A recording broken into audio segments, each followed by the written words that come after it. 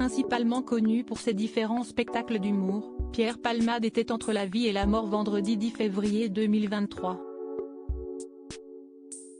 Ce jour-là, l'acteur fut impliqué dans un horrible accident de voiture en Seine-et-Marne, comme l'a révélé le journal du dimanche.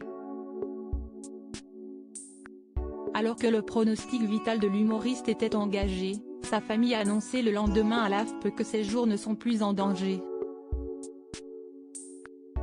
L'accident de voiture dont Pierre Palmade fut victime a eu lieu à 18h45, quand deux véhicules se sont percutés sur la route départementale 372 reliant Melun à Damary-les-Lys. La collision produite à proximité du centre commercial Carrefour de Villiers-en-Bière. Vivant dans le secteur, Pierre Palmade était aux commandes de l'un des véhicules impliqués dans cette collision.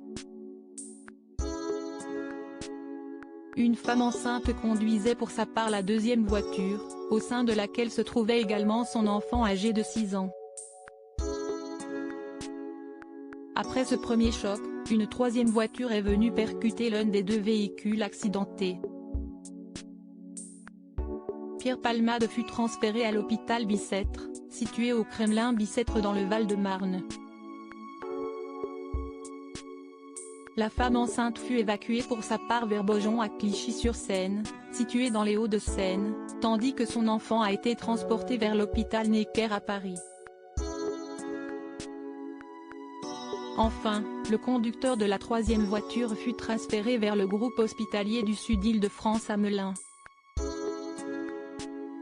Accident de Pierre Palmade, le pronostic vital de l'enfant de 6 ans reste toujours engagé de son côté. Le parquet de Melun a annoncé à l'AFP l'ouverture d'une enquête pour blessure involontaire par conducteur ayant entraîné une incapacité de travail supérieure à 3 mois, qui a été confiée au commissariat de Melun-Val-de-Seine.